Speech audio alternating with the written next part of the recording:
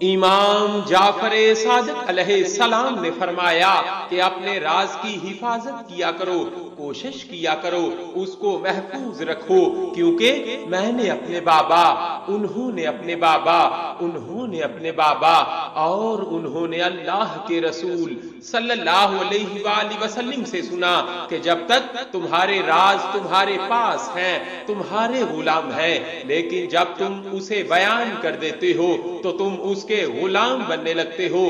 تو کسی نے عرض کیا، اے نواسہ رسول صلی اللہ علیہ وآلہ وسلم، وہ کون سے لوگ ہیں جن سے زیادہ احتیاط کیا جائے؟ بس جیسے ہی یہ پوچھا گیا تو نواسہ رسول امام جعفر صادق علیہ السلام نے فرمایا، اے شخص، اگر اپنی عزت کی حفاظت چاہتے ہو تو 3 لوگوں کے سامنے اپنے راز بیان نہ کیا کرو۔ پہلا، عورتوں کے سامنے اپنے راز بیان نہ کیا کرو، کیونکہ عورتوں کی زبان اور دل میں فاصلہ کم ہوتا ہے۔ دوسرا، بے وقوف دوست کے سامنے اپنے راز بیان نہ کیا کرو، کیونکہ وہ تمہارا بھلا کرنا چاہے گا بھی تب بھی برا کر بیٹھے گا۔